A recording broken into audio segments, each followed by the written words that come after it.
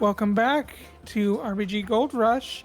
We have an excellent stream of struggling coming up here, and I want to read a donation we got real quick. We got $30 from Red. No message, but thank you so much, Red, for that $30. Sparky, take it away. All right, I am Sparkymccalc. Feel free to call me Sparky. You guys are in for a treat. I'm very excited to close out day one of RBG Gold Rush, and I think this is the perfect game to either put you guys to sleep very quickly because you will be scared of it, or to help you stay awake if that's your goal here. But yeah, this is struggling. This is a really fantastic platformer that you'll see, and I'll explain everything as we're going on. I'll have a lot to talk about as we go in, but I'm going to be playing obviously by myself. And here comes the timer, and then, like I said, I will explain everything as we go on. But I'm super excited about this, and I hope you guys are as excited as I am. But here comes the timer. I'll do a countdown for you. I'll count down from 3. So here we go. In 3, 2, 1, go. All right, so as I said, this is just a 2D platformer game. It's physics-based, so you'll be seeing a lot of gravity either helping us or hurting us in a lot of ways. I liken the movement of this game to something along the lines of like an Octodad. You play with a controller rather than mouse and keyboard. Each of the sticks of the controller controls one of the arms of our character right there, whose name is Troy.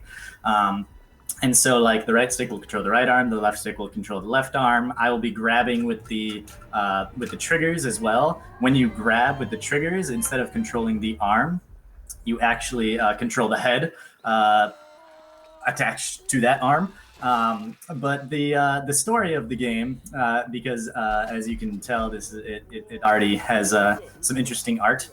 But the story of the game is that way in the past, there once were these abominations who were considered heroes. These people who had like third arms and 4 legs or something like that. They looked really strange, and they had like very interesting deformities. But yeah, they were called abominations, and they were revered as heroes. And then one day they all just kind of like disappeared because these false prophets started to take power, and they got rid of all these abominations, and the people prophesied of a hero, a duo of heroes named Hector and Achilles. They were brothers, and they were supposed to come and save the day, and it was supposed to be great. And they never came. But of course they did come. It was just many hundreds of years later, and we are Hector and Achilles right now. Achilles is on the left, the blue arm with the 1 eye, and Hector is on the right with the orange arm with the 2 eyes. So that's the story of it. And so we, of course, get to control this abomination in the most interesting of ways. As I said, this is a physics-based game. So when possible, I will be traversing along the ceiling because gravity is our friend. We will use it to like kind of swing ourselves around everywhere. And it also helps us do a lot of stuff like this skip right here. This is one of the easiest skips we have. You probably didn't even notice it. It went by so fast on the left, but there was a button that you could press. It initiates the party mode of this sequence. And basically all that party mode does is it plays bumpin' party music and drops deadly spikes from the ceiling. It also plays a 10-second cutscene, and so it wastes time, it makes our lives harder, but it gives us some awesome music. But of course we skip it because 10 seconds and making our lives harder is everything we want to avoid in a speed run, as we all know. So this game is broken down into 4 kind of quote-unquote major parts. The first of which we are in right now, of course, because it's the first part of the game. And this first part is called Lab, because it is a lab, and I am supposed to get in this elevator, but I, of course, just closed myself out on accident. And so we are kind of like a test tube abomination, which is why we are now escaping. This is the second of the quote-unquote skips. The first one was that party button. The second one is there. We just break the elevator and shoot through the ceiling and launch ourselves way up. So there's no real like crazy glitches or anything. Obviously, the category is glitchless, so there wouldn't be any glitches. But the big like strategy for speedrunning this game is really just not dying is the biggest thing, which I know like sounds kind of like elementary. It's like, well, of course you don't want to die in a speed run. That would defeat the purpose. But if you'll notice when I'm going through, it is very easy to die in many places. And so basically our big goal for the speed run is to just not die, which I usually do a pretty good job of on any given speed run. And you know that not dying is a hard thing in a game like this when one of the achievements that you can earn is to play through the entire game without dying a single time. You may be surprised to learn that I still have not earned that achievement at all. I'm kind of embarrassed to say. I have almost 130 hours in this game, which I know pales in comparison to most people and their hours in a game that they speedrun. But even with 130 hours in this game, which I am going to confidently guess is more than anybody else has played this game, I still do not have the achievement where you don't die. So right here, I'm going to do one of my favorite kind of quote-unquote skips. What you're normally supposed to do in this section is fall to the ground and traverse a bunch of boxes. But instead, we just very carefully and that's actually a lot more difficult than it looks. We are just going to go on the ceiling because, again, like I said at the very beginning, gravity is our friend, and the ceiling is our best place to absolutely traverse. So we do that. We just avoid those spikies that are there. And this is the first instance of the game where we get a taste of kind of what like the whole character of the game is like. This game goes through a lot of different kind of play styles and genres and such. It will be all over the place. It will not really stick to one theme or one play style besides wiggling arms and traversing gaps and not dying. But besides that, there's a lot of different things that we can do, like this, which is a giant magnet that we're supposed to take each of those big metal things and like stick them in the acid and create bridges over the acid. But instead we just get those out of the way of the pipe. We use the magnet as a big swing, and of course we go to the ceiling, which I will always say we like to do. And that completes the first section of lab. As I said before, there are 4 sections of this game. The first one is the lab. The second one is where we're at right now, which is called just cave. And each section is broken up into smaller sections. One of the perks, not really perks actually, one of the downsides of speedrunning this game is that I actually don't really know the names of the sections because I am not really paying attention to that part of the screen. But if you are interested in knowing the names of them, they do appear in the top right. So it'll be like cave 1, cave 2, cave 3, and so on and so forth. They kind of break it up into smaller sections. So this is cave. This is the second shortest section of the run. Lab is the shortest by far, and we actually had a very good lab. We like to try to get through the lab in under 7 minutes, which we did, of course, which is awesome. And so now we're just kind of getting through this like weird random cave of acid and other things. So very soon we will be coming up to our first boss. You might think, wow, there are bosses in this game. Kind of, but not really. They're not really like bosses per se. It's not like we have to defeat them. But we do have to obviously complete a task to get through the part that they are a part of. And so any like major section that comes up, usually at the end of sections like the cave, the lab doesn't have a boss that I call a boss. I call those bosses because it makes things sound more exciting. I forgot to explain those things right there that I just passed through that hole. Those are checkpoints. And if you're watching this, thinking to yourself, wow, those checkpoints are very, very close to each other. Yes, but also it's really, really nice when you play this game casually. The first time I played this game on my own, I think it took me about 6 or 7 hours to play through the whole game. And there are a lot of different spots that I died many, many times. And there's one spot in particular that I will definitely bring up when we get there that took me longer than I would like, and longer than it's going to take me now. So now this is our first boss, who is Amadeus. It's kind of like a grotesque pinball that we're gonna do. Rather than controlling Troy and his arms, we're gonna be controlling.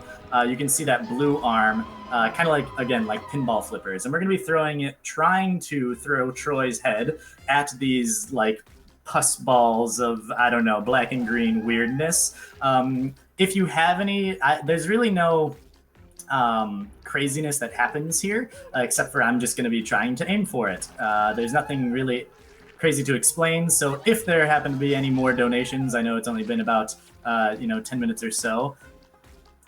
This would be a good time to read any, or if you just want to exclaim your surprise at how weird this game is, that works too. I mean, it definitely is impressively weird. And I'm absolutely loving these designs here. It definitely reminds me a bit of QWOP. It seems like tighter controls. Yes, definitely. It's definitely it's one of those games. Like I said, I kind of liken it to Octodad. It's a game where it's hard to control, but once you know how to do it, it's pretty easy to control. And I will take this time to remind everybody that we're raising money for RAD, or Rise Above the Disorder, which is helping to break down the barriers that keep people from getting mental health care, of accessibility and also financial burden. So if you can give, type !donate in chat, and it'll take you to a link where you can give to this great charity.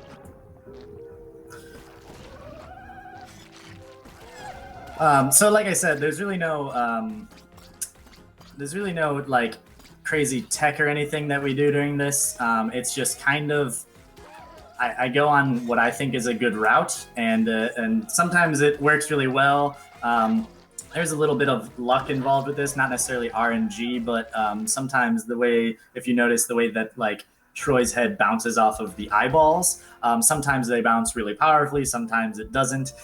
So that can kind of dictate whether that section goes really well or not. That was actually a pretty decent Amadeus fight. I can usually tell based off of some audio cues there, the way the music is. And that's one thing that I like to note about this game too, is I personally think that the music in this game is absolutely fantastic. I think it obviously fits the theme very well, but also the songs are just very enjoyable, which I think is very funny for a speed run, because we're speeding through most of the game. We don't actually get to enjoy the full length of a lot of the better songs, the more substantial songs, because there are a few parts where, like that Amadeus fight, where there's a pretty obvious song that's going on, and we just kind of just end it early. So what we've gotten from the Amadeus fight is our first abomination god power, and what this allows us to do is, you saw me do it a little bit right away, but we can now detach our arms and essentially move them independently. And that's going to let us obviously get through a few different parts. When we detach our arms, we are also able to attach them to those like mouth things. I'm not really sure what they're called. Nodes, I guess. And so this is going to be a power that we use a heck of a lot. There are two powers that we're going to get. And actually, I say that kind of tongue-in-cheek a little bit today, and I'll explain that when we get to the second one. But there are two powers that you would get while playing Struggling. The first one, of course, is this one, the remote arms, and the second one is going to come a little bit later, and I'll explain it when we get there. But this is a perfect opportunity right here. So obviously I have to control both arms independently of one another, which is always fun. This game is more or less intended to be a co-op game, if you could believe it, where one person, or well, I guess two people will play, obviously, co-op, but each person controls just a single arm of Troy. And I will say that it is not as stressful as it sounds, even though it. Oh, geez, I got a little stuck there at the bottom. It's not as stressful as it sounds, though it is a little bit stressful. My first experience with the game was actually co-op. We got to about here, maybe a little bit further, and we just couldn't take it anymore from there. But then I was like, man, this game is awesome. I played it by myself, and then here I am playing it about as fast as any one person can, has, or will. One good thing, I know the schedule is a little bit behind. Obviously, we all kind of know that. But the good thing is, I have given an estimate of an hour and 10. But some awesome things have turned up this week for this game, and I'll explain them when we get there. And it's probably going to be closer to actually an hour, if you can believe that. That much of a time save. I remember when I gave the estimate, that was a few weeks ago when the game was not really in its infancy, but we were still working out a few things. We were all still kind of getting our sea legs going for really doing some bigger runs. So that's one positive thing. Game then. That's exciting. Yes, definitely. And that's one thing that I've been hoping to do with these marathon kind of showcases of this game is I'm hoping to get some more people at least playing the game and just seeing what it's about, because it really is a unique game, and I know there are people out there who would enjoy it, who probably just haven't gotten to see it on their own yet. And of course, we all love our own speedrunning community for our games, and I love our community that we have for struggling as well. And I just, I think like everybody, I wish it was bigger. So I highly suggest, if you are interested in this game at all, that speedrunning it is not too far behind you getting to learn it, because it is a smaller community. There are only I think there are 4 people on the leaderboards at all. So it's a pretty tight knit clan there, and we'd love to have you, and you could be in the top 5 right away with your first run, even if it was a 6-hour run. And like I said, it's one of those games that the first time you play it, you kind of get confused about the controls, but after that, you kind of get used to them, and then you get to do all the fun stuff. And we've already found pretty much all the skips and time saves, so you don't really have to do any hunting. All you have to do is just kind of follow the path that we've paved the way. So this section of the cave is full of those gears that the game calls the mechanical bone crushers. There are a few spots where we have to use rocks to break them so we can progress. If you really like goats, I encourage you to look away in about 40 minutes, because we are going to be saying goodbye to one of our goat friends here. So I know it's very sad. I'm sorry about that. Here's another part where it would be fantastic to have a co-op partner to move the individual arms one at a time, rather than having to control both on my own. I'm just gonna say, in memoriam for the goat, if somebody wanted to do a memorial donation. Yes, goat memorial donation would be awesome, because here comes the goat getting treated in a way we don't like to treat goats. So F in chat for that goat there. And yeah, somebody throw $5, $1 even for the goat. And I will be doing what I like to do when I do charity marathons such as this. And I will be, if anybody wants to join me, I will be donating $1 for each of my deaths, which obviously for the speedrun's sake, I hope is not a lot. But for the charity's sake, I hope is, we already have one. So there's at least $1. So if anybody wants to join me for that, you can do 50 cents or whatever you want. And I will give you the death total at the very end, so we can oh geez, oh, that doesn't usually happen. Okay, let's try this again. I like to double stack these because again we want to stay on the ceiling, and it's a lot easier to, there we go, that's what we like to do. It's a lot easier to get that plug in just from the ceiling there, but you kind of have to double stack it. Here we go, creating another one of those arm ropes. That's a technique we're going to use a lot throughout the run. That arm rope technique, it'll happen in a lot of different sections of the run, and it's something that we kind of have to have a good grasp on because those are sections where it's very easy to die. So we're coming up to the end of the cave section here, and the second kind of boss.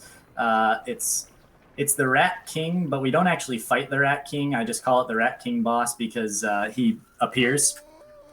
There was a section of the run where I jumped across a gap on the ceiling past a pipe. I didn't mention it at the time, but if you go in that pipe, you can go see the Rat King and steal his crown. One of the best parts about this game is that there are a bunch of hidden hats all over the place, and his crown that he's wearing right now is one of those hats. But this is another kind of extension of that grotesque pinball that happened in the Amadeus section, and we're just going to kind of be trying to get out of the cave as fast as we can. And that is, oh my gosh, this is one part that likes to cause me trouble and already is causing me so much trouble and pain. Okay, that was a very bad start. But if there are any, if you have any questions or anything, this is a. Yeah, I've got a donation here. Oh, perfect. Equate donates $20 and says, "This game looks like me when I don't have my coffee." I can definitely feel that. I was just thinking that the art style of this game looks a lot like 90s Nick animation, like a Ren and Stimpy almost. Yeah, it is a little bit like that.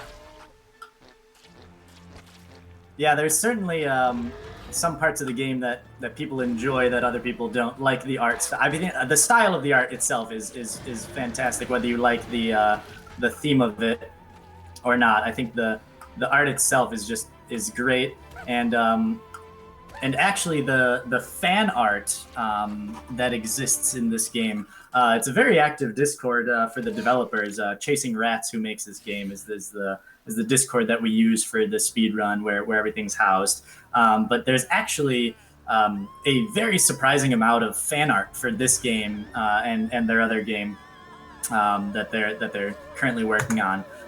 So yeah, definitely the art style of this game is one that you have to at least appreciate, even if you don't love it. If you were somebody who wanted to donate for that poor goat back there, you can tack on another one right here. I'm sorry I don't make the decisions, but sometimes goats, they have to. I feel like somebody needs to go through and just name all the goats that get sacrificed, so the emotional attachment is there even more. Yes. Yeah. We need to get some pathos going on here and convince people. If we name the goats, it would definitely work a lot better. I think those are the only two goats that perish throughout this run. Which, again, if you like goats, that's good news for you. So now I love goat. It's delicious. I don't think I've ever eaten goat. But now we are in our third section here. Like I said, that was the end of our cave section. So this is our canyon section, which, like I said before, this game kind of goes all over the place. The first two sections, I don't know. They more or less make sense to me, at least in the theme of this game, where we're escaping a lab and then we're in this weird cave where experiments could be happening. But of course, the third section is just a Wild West section, which makes perfect sense after those two, and it only gets weirder from here on out. So grab your popcorn and buckle in for a wild ride. I feel like weird is what everybody wants at nearly 3 o'clock in the morning. I think we're all in that weird headspace already. Yeah, that's what I said. I think this is the perfect run for those of you who are still up at this time. This is kind of the stuff that like you would end up if you were on YouTube this late. This is the stuff that like would just end up on your feed randomly anyway. So I'm just giving it to you live and as fast as I can and with some awesome donations. And I feel like the only thing we're missing is the hot tub at this point. Yeah, I think so too. Oh, sweet. Okay, I got that skip that is kind of a skip, but not really a skip, but it is a skip. So this section, this canyon section, introduces two new modes of getting around. One is the branches, and the other one is the signs. And so what I did there, that skip that I was just talking about, is okay. Let's see if I can get this. Okay. So what I essentially did there was that kind of short cutscene of the hiker falling, which just shows us what the hikers do. If we hold on to the hikers for too long, they fall down and they're very hard to traverse. But what I did was I just kind of skipped over that cutscene by being on the ceiling, and then I was able to go through, and I didn't have to wait for that one hiker that fell to get back up. So it saved about 4 or 5 seconds of waiting. Otherwise, I would have had to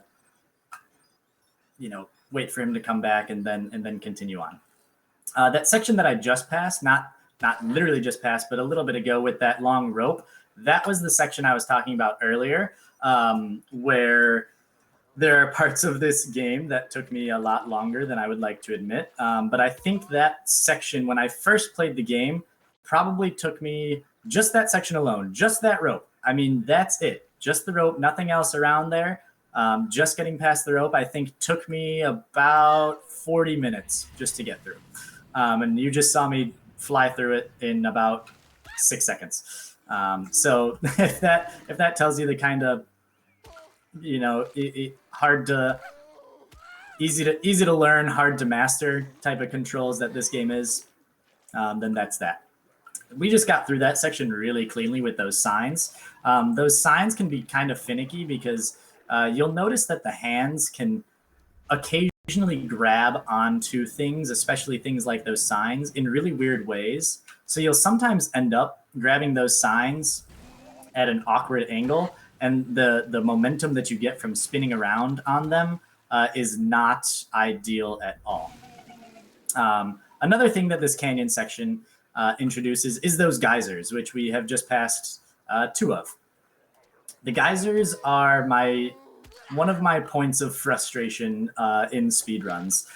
They are very helpful, obviously, because they get us to where we need to go, but they are very frustrating because they sometimes don't shoot us exactly how we expect them to and how they shot us, the past 8 times we did runs. So you'll be seeing a lot more of the geysers, though. This section right here is one of the sections that you don't get to experience the full effect of the awesome music, but you do get to experience the, again, another interesting genre that happens, which reminds me of those Flash games where you're just on a bike trying to balance. If you have any donations, we got about 45 seconds or so, and I'm just going to kind of ride my dirt bike through here, listening to great guitar. No, I'm just gonna shout out our wonderful hosts here.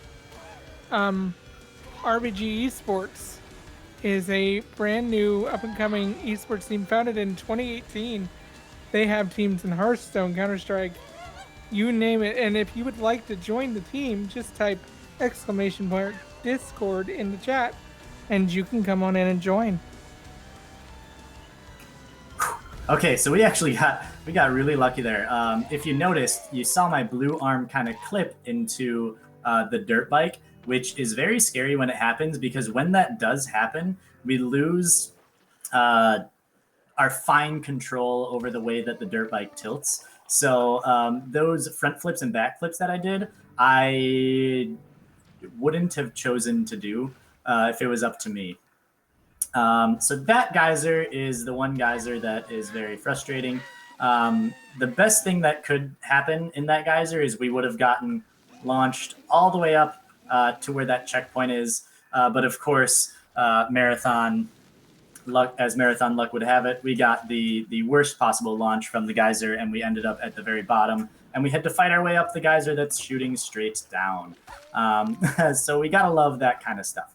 The good thing about this game, I keep mentioning things like the geysers being frustrating. The good thing about this game is that there really isn't any actual like RNG that takes place. So you don't really lose runs to stuff that like is luck based, which is really, really nice. There's stuff that is kind of luck based, like I said in that Amadeus fight, but it doesn't break your run. It just kind of makes things a little bit slower. So there are no points in the run where we actually like lose a whole run just because something went unlucky. Obviously, we can lose record pace, but there's no point where it's like, okay, I can't progress any further because XYZ isn't giving me what I need. So that's one good thing about this run in general. So now the canyon is introducing us to these zip lines, which are very fun, but kind of scary, especially this section right here, because we have to launch ourselves from zip line to zip line, which, like I said, is very fun. But sometimes they do things like that where I did not let go of the zip line right there. We just went so fast that our hand just kind of fell off of the zip line, which is not what we want, because we want to hold on to the zip line. So coming up here shortly is a very new thing. And by a very new thing, I mean this was something that I actually was able to contribute to the speedrunning community. And I found it, I think, on Monday, or I might have found it over the weekend, but I implemented it into the very first speedrun that has it at all on Monday. And so what I'm about to do coming up here is what I have called Agamemnus skip. And I'll explain it either while I'm doing it or afterwards. We'll see how well I'm doing it. Normally what's coming up here is about a 3.5 minute cutscene. I say that in quotes because it's not really a cutscene. It's what we always dubbed the dating simulator, which unfortunately for runs now, for marathon runs, I can't show the dating simulator, which was one of the most interesting parts. What normally happens is you slide down there really quickly, and you run into this hand, which is the hand of Agamemnus, which is a 3-headed abomination. Grab on, please. Okay. And what we used to do was just go through the dating simulator because we had no way to actually skip it.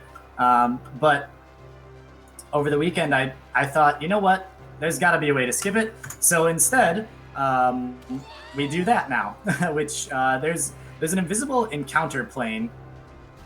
You saw me walking up that in a very interesting fashion. Any other vertical wall that I would walk up, I would just do like the rotatey kind of interesting thing. I'd just, flip myself around, and that would be that. But the way that encounter plane is set up with that hand, the encounter plane is actually in front of it. It's not like a part of the invisible wall. It's actually like a separate entity. And so it takes up a little bit of space. And so we have to like shimmy up it with like those like weird straight arms to the side. And it's kind of difficult to do, especially the first time you do it. When I did it for the first time, it took me about 30 tries just to get all the way up and around. But then once you throw yourself up, you skip that whole section, and it saves about 3.5 minutes. But what it does is it makes our life for the rest of the game, not the rest of the game, but the rest of this section, which is still the canyon section. Even though this looks like a totally different section, this is still the canyon section. What it does is it makes our life for the rest of this canyon section very difficult, because what you would normally get after completing the dating simulator with Agamemnus, which is why, of course, I called it Agamemnus Skip, you would get what's called the time alteration power. And what the time alteration power does is it slows down time, and you'd go through this whole tutorial, and it would be awesome, and it would teach you how to play the game and everything. But essentially, you can slow down time, and what that allows you to do is two things. It allows you to grab onto those large spears very easily and ride them. Of course, I won't be doing that because I don't have it. And you are also able to actually grab these little arrows out of the air and kind of get them out of the way so they don't kill you. And so basically what Agamemnus Skip does is it makes us do this whole section without the time alteration power, which is very hard because this whole section was designed with the time alteration power in mind. So I have to grab this spear right now without slowing it down. The good thing is, one of our big runners in the community, Joda, he actually found this particular method, what I just did there. He found that before I found Agamemnus Skip. He was like, hey, I found a quicker way to get through this arrow section. You can just fling yourself up with one arm. And then after I found Agamemnus Skip, I was like, oh my goodness, that's perfect. So like I said, Agamemnus Skip makes things like this really hard, because normally you would just slow down all of these spears. Oh no, dying there hurts a lot. But that's another $1 for the donation, so for the charity. We got a second for a donation? Sure, yeah. Absolutely. Yeah, Randomize donates $10 and says, he. We are currently at $666.66. Very nice, Randomize. Very, very clever of you. So like I said, this section is incredibly hard without time alteration. When I first found Agamemnus Skip, right away I was like, oh my gosh, I skipped Agamemnus. I did it. I found the skip. And then right after that, I was like, oh my gosh, I have to do all of the next section without time alteration. Is it possible? And so I had to spend the next hour or two just figuring out if all of this section was even possible without time alteration, which of course it is. Otherwise, I wouldn't have done the skip at all. I do apologize. I must apologize for the very annoying loop of intense music that is happening. That is the biggest downfall of doing Agamemnus Skip. When you approach Agamemnus's hand, this intense music starts to play. For whatever reason, it doesn't go away when you do Agamemnus Skip, even if you go into the checkpoint. The only way to make it disappear entirely is if I would have to exit out of the game and get back in, which I could do. But because I feel like this could be a record pace run, I'm gonna save the 10 seconds and try to give this marathon a world record instead of saving your ears. So when your ears are suffering, just know I did it for the W. I think it definitely fits the 666 donation total. Yeah, and that it does. There we go. Yeah, we'll keep it at that. So what I just did there actually was the absolute hardest part of the run. Now that Agamemnus Skip has been introduced, that part where I was jumping over the arrow, I'll explain kind of what I was doing there. So normally, like I said, with time alteration, you can just grab those small arrows and just kind of pull them out of the way. Obviously, we do not have time alteration. Unlike the fact that we can grab spears in regular time, in regular speed, we cannot grab the small arrows in regular speed, we have to have time alteration. We have to be slow-mo in order to grab those arrows. That particular arrow back there that I passed, that I was kind of jumping over, is just high enough that it's very hard to jump over, and just low enough that we can't just let it go over our head. And so what I have to do there is have totally straight arms to jump over it, because you have to be tall enough. Like I have to be about that tall at least, and I have to jump over that arrow. But the interesting thing about it is, you saw me, maybe you noticed it, maybe you didn't. When I jumped over the arrow, my arms disappeared like when I was jumping over them. So you've probably seen me do it throughout the run. One thing that you can do, and you kind of have to do sometimes, is regenerating your arms. It basically just gets rid of your arm and grows it back. Obviously, we all know what regenerating means, but that's, for those of you who didn't, that's what it does. So that section, if you just let the arrow go under you, which you could do when you're standing up straight and tall on your arms, if you just let the arrow go under you, it will, it will kill your arms, and your arms will eventually grow back.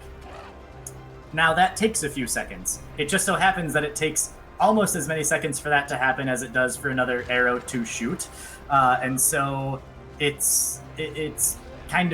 takes a lot longer of a time. So what I was doing there was I was straightening my arms, tossing myself over the arrow, and just before the arrow would normally hit my arms, I was regenerating them on my own, because when you regenerate your arms on your own, they instantly regenerate.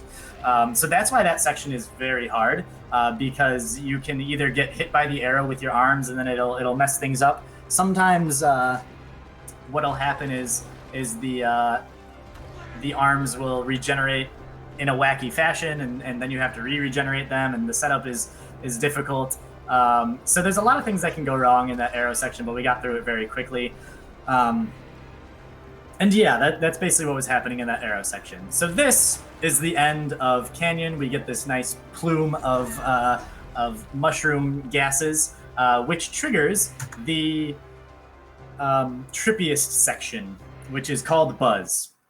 And I'm not sure exactly what the canon is for this section, but most people agree that those mushrooms were mushrooms, and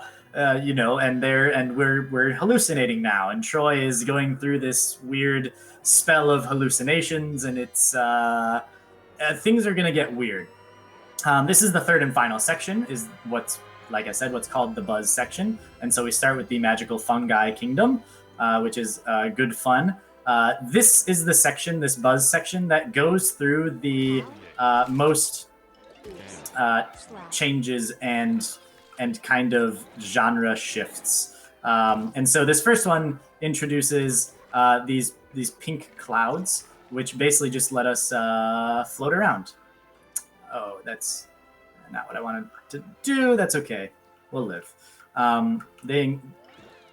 So basically what the pink clouds do is they just let us float instead of having to grab onto anything, which we will see in the later sections. But I hope you're ready for 6 different games for the last 15 minutes of this run, because it's about to get just kind of crazy with Troy hallucinating on whatever mushroom gases there were. Yeah, don't do drugs, kids. Yes, don't do drugs, because you will turn into a floating head. Also, if there are any kids watching at 3 a.m., where the heck are your parents? Probably also watching this at 3 a.m. if they're watching. If the kids are watching, I'm sure the parents are also watching. Bug your parents to donate. Let us know where the irresponsible parents are in the audience, please. So that checkpoint that I just skipped is one that we definitely want to skip, because it's not actually a real checkpoint. You learn that the hard way when you play this game for the first time casually. Sorry, spoilers if you planned on playing this on your own. It is an achievement, though, so if you do play this for the first time, go in there and get the achievement. But basically, you enter that thinking it is a nice, innocent checkpoint, and of course, you get sent back to the beginning of this section of Buzz, and it's painful. the first time you do it. It's evil. But that's the kind of like humor that's in this game too. And that's another thing that we miss with this run. Here is the first time I will actually use time alteration on my own. Hooray! Because that spear is kind of hard to grab. I don't remember what I was. I don't remember what I was saying, but yeah. Oh yeah, the humor of this game. So there is some pretty great humor in this game, but that's another thing that we miss when doing speedruns is the humor of the game, because we skip. Well, one, we skip the dating simulator now that we do Agamemnus skip, and two, we just kind of blow through a lot of the dialogue and quote unquote dialogue. We blow through the beginning and such. So there's a lot that you kind of miss on the speedrun. So if this game is intriguing you in any way at all, and you have thought, wow, that game looks like something I might enjoy, I highly recommend you pick it up and experience all of this on your own. This is the basketball section, which, like I said, is like a totally different game. It is the shortest section of the game. We entered the door, we dunked the basketball, and we're out of here all in the span of about 50 seconds, which is fantastic. And surprisingly, it was better than Space Jam 2. It was better than the reboot of Space Jam, and they even called it. I don't know if you saw on the top right there. They called that literal Space Jam. So we love to see it. This is the Spider-Man section, friendly neighborhood flesh monster, of course, and this is our first introduction of the ducks. Just keep that in mind. I'm not gonna spoil anything. Just know that the ducks are. They play a pretty important role in this game. Can we get a quack in chat? Yeah, give us those quacks. If you're still up watching this at 3 in the morning, you can give a quack in the chat. The ducks are very evil, as you can see. They spit those, I don't know, throw-up balls. I don't really know what they actually are. But they, of course, will kill us. If those were to hit Troy's head, we would die and go back to the last checkpoint we got, which, of course, until right then, was the beginning of the level. I like to skip checkpoints because they take time. They take a few seconds to get into and out of. So when I feel like I'm confident enough, I will skip the checkpoints because it saves us some time. Although in marathons, I tend to take a few more checkpoints than I normally would, just in case anything were to happen. You know, just in case we die for some reason. No, like that. See, that was a very close one. But we call this section the Spider-Man section for obvious reasons. One, because it's called the Friendly Neighborhood Flesh Monster, which obviously is a nod to Spider-Man, and it's obviously a nod to Spider-Man because we're, climbing walls. Okay, so we're coming up to the end of the Spider-Man section, and a good section that would be a good section that would be a section that would be good for some donations if you have any, or if you have any questions, because I will just blab as much as I can. I definitely have to ask. So is the moral of this story don't skip leg day? It's got to be something along those lines. Don't skip leg day. Don't do drugs. Take care of your body, kids, because things like this this is overall will a wellness warning, I think, at this point. Don't stay up until 3 a.m. watching speed. Oh, oops, too late. Yeah, that's too late for that one. This is one of the points of humor in the game. We're giving a speech. Normally we would be sitting on that box, but of course you can trigger that speech while moving through the encounter box, because you're supposed to scream when you do that. One thing that you can do in this game is you can kind of explode yourself. You scream and your head explodes, kind of like in real life, but you actually explode and go back to a checkpoint in the game. You don't do that in real life? I don't go back to a checkpoint, that's for sure. Life goes on when you do that in real life. But that's one thing you can do, and you're supposed to sit on the box and scream, and you give the speech. But you can kind of scream as you're going through it. One thing that I like to note about that, while I'm on the subject of screams and this game, one funny thing about this game, just like any other game that you'd play, ideally any other game, you can adjust the settings of the game. Hooray! And one of those settings that you can adjust is the audio settings, right? You have master volume and music volume and whatnot. There is an extra knob in struggling, and it is a knob just for the volume of the screams in this game. So if you want 100% screams, you can do that. What I will warn you, if you are choosing to do that on your own, for my 100th run of this game, I decided to turn off all the music and all the sound effects and just turn on screams. I called it my 100% screams for my 100th run. That was probably the most awkward hour of my life, because it was just screams, and they were loud and weird and awkward, and there was no other sound going on. That sounds absolutely wonderful. Yeah, it was great. It was everything you could possibly imagine and want it to be. So we've entered now probably my favorite section, which is called pre-alpha design. So of course we have sticky notes everywhere and such. But this section is kind of like a little bit of a puzzle in a way. That was some bad luck. It's hard to control like which mouth exactly each arm gets. So that's why I was saying it was bad luck. But I like this section because I feel like I move faster because of the like lower gravity that happens in this section. But also, I'm a big puzzle fan. I like puzzle games and the like.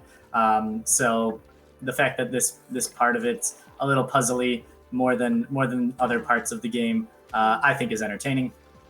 And so, good old pre-alpha design. I also just like the fact that they included a section of the game that looks like it's unfinished and just called it pre-alpha design. I think that's hilarious. Another point of humor in this game that we don't really get to appreciate fully in the speedrun. Okay, come on. Okay. There we go. This is a skip that we also kind of recently discovered. Again, the speedrunning of the game is a little bit young. Normally we'd have to wait for the paperclip to go all the way, but instead we just ride that pencil right on over, and we're all good. No, grab onto the right one. Thank you. Okay, great. There we go. So I gotta ask, how supportive have the devs been of this speedrunning community? You know, it's actually funny you should ask. The devs are incredibly invested in the speedrunning of this game. There might be one or two in the chat. It was a little late for them to be around, but they are actually constantly following updates. They were once they realized it was possible, they were very excited and rooting for us and waiting for us to get a sub hour in the game, which happened only just on Monday. It was our first sub hour. I got a 59-minute run. So they are actually really, really supportive, and they love the speedrunning of this game. The last marathon I participated in with this game, they actually showed up for the run and were in the chat with everybody. So yeah, it's really cool. That's another part that I really like about speedrunning this game, is that the devs are, well, one, they're just awesome in general, but two, they really support the speedrunning that's happening. When I found Agamemnus skip, one of the devs replied, and they were like, you know, I gotta say, I was pretty sure that wasn't something that people would be able to skip. But they were very impressed, and they were like, you know what, more power to you, and they were pretty excited about it. So it's funny it's funny you asked that, because they are actually very supportive of it, and they're very excited when when we post updates on times, and when we're constantly improving the times. So remember those ducks I was talking about? Well, here we are facing the mighty metaphorical duck. Oh, that sometimes happens. We're trying to get on the right side of the foot. We're going to go up the back of the duck rather than the front, because just the routing of that is a little bit quicker. But it's really hard because the hitbox of that foot is a little bit bigger than it appears to be. So I'm going to try it again. And once you die, you get set up in a really weird way. The physics of this duck fight, as I call it, if you notice my arms are moving a little bit weirder, the physics of this duck fight are much different than the rest of the game. Not much different, but the movement is a little bit wackier. And the devs know this. They know that this level is different. I asked them one time, I was like, hey, is the physics of this part different? Because it feels a heck of a lot different. And they said, yeah, it's really hard to code something like this when it's essentially a two-dimensional Shadow of the Colossus fight that you can just grab onto this duck. And it really is a two-dimensional Shadow of the Colossus fight. We're climbing on this giant duck, and we're pushing in spears. We're not getting rid of like insignias that you would in Shadow of the Colossus, but we are pushing in spears, which is essentially the same idea. Every time we push in a spear, the duck's henchmen are going to come and try to mess with us. If those ducks hit us, of course, we die. Like that. Oh, that was really unfortunate, actually. That is usually not something that happens. Okay. Well, there you go. Now you see I wasn't just lying and making things up. If the ducks hit us, we die. The cool thing is, right now specifically, is that we are actually on pace to get a PB/world record. So hyped for that. Let's hope we don't get anything bad happen again with this duck fight. So there's really one bad thing that happens in the duck fight, and that is when the duck does something like that, when the duck like jumps around, because that changes the physics a little bit, but it also just like can rip your arms apart and send you flying, and then you kind of have to restart the level over again and climb all the way back up the duck, and it's very inconvenient, and it's really tough to recover in a fashion that will keep you on the pace that you were at. So hopefully I don't fudge up this part again. I mean, I think it just goes to show what my buddy Midnight always says: birds are jerks. Yes, especially geese. And the lucky thing about this is that, oh, geez, okay. I fell a little too far. That's okay. We can just get back up here real quick. Yeah, birds are jerks. Okay, there we go. We're good. Yeah, the good thing about this, if you noticed, I didn't die when I went in the duck's mouth. So you can't get eaten by the duck and die, which is really, really nice. And so we are actually coming up on the end of this run very shortly. I'm gonna push in this last spear. That's not the end of the run, don't worry. But I am gonna push in this last spear, and then it'll be about 45 seconds until the end of the run. So the duck is gonna eat us. We're gonna go inside the duck and presumably destroy a kind of like weird consciousness or something that has been controlling the duck and all of the bad things that have been happening to us. I don't really know the story of this, but the name is Morpheus. So we're about to fight Morpheus. When we throw Morpheus in the acid to the top right, when Morpheus lands in the acid, that is time. So just whoever's timing, just get ready for that. That'll be happening in about, if all things go well, about 45 seconds. So there's that. Normally what you are supposed to do is you're supposed to pull Morpheus all the way down, and then those like mouth things that let you like detach your arm and grab onto them with your arm. Normally those would attach to his head, and you'd like detach your arms, attach them to the head, walk him up into the acid. So here comes time. And okay, let's see. And time. And there you go, folks. We ended day one with a world record. So there, that's 55 seconds. That beats the record by 55 seconds. So hype in chat there. That's freaking awesome! Congratulations. Yeah, so there we go. That's super exciting, actually. Yeah, ever since finding Agamemnus Skip, we those complications that come afterwards have either made or break what happens. So there you go. Give you a world record at the very end. And for that, because I got the world record, I'll do $3 for each death that happened during that run instead of $1. So I'll triple what we got. Plus, I don't think we died very many times anyway, so I kind of have to make up for the lost money with just tripling that up. So that's playing too well.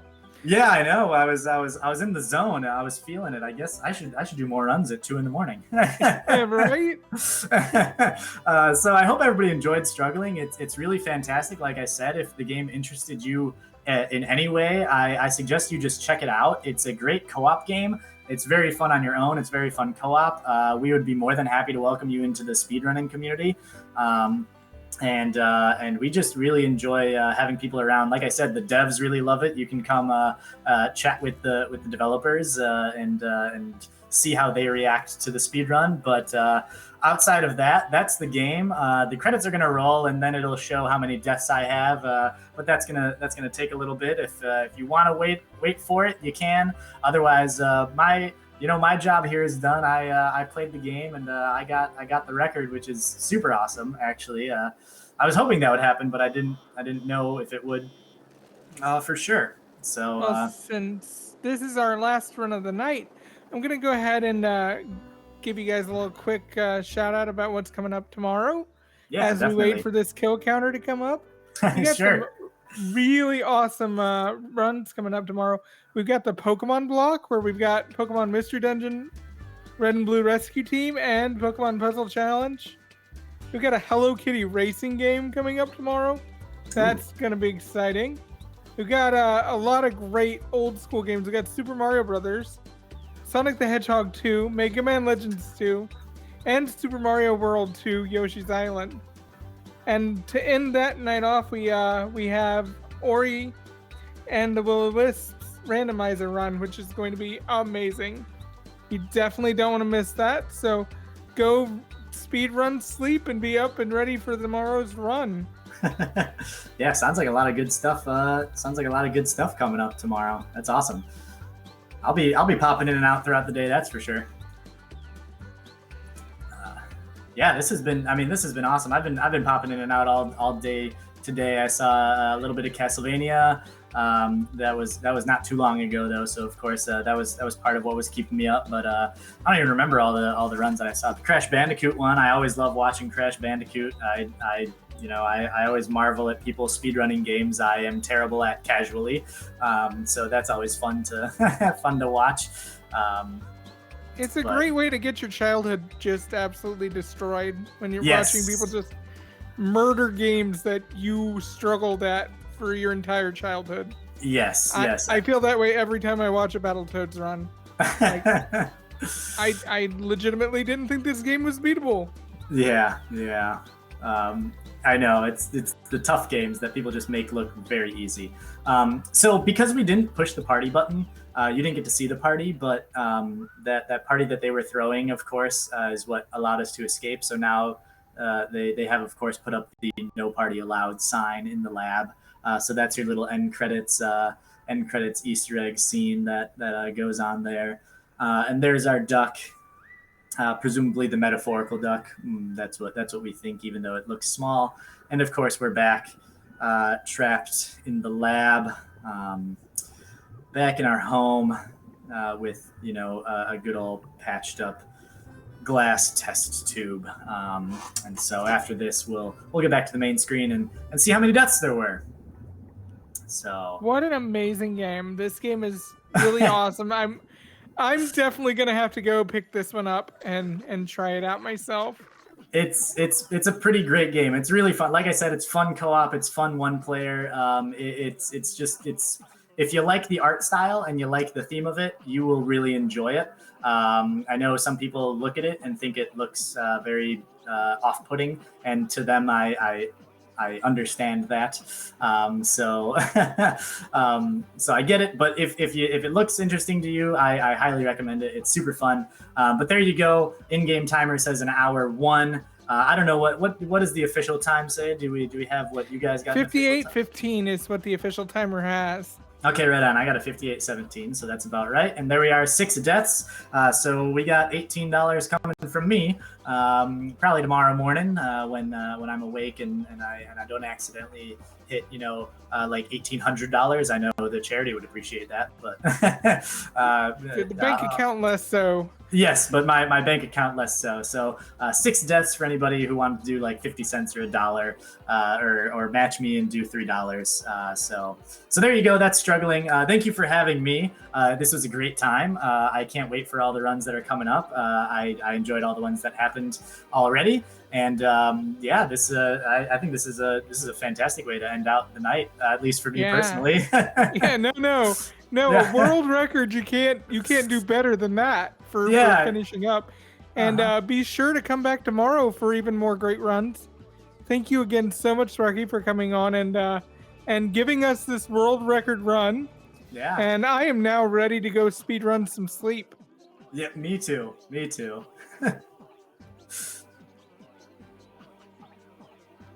All right. Thank you again for watching, and we will see you tomorrow for even more speed runs. Have a good night, everybody.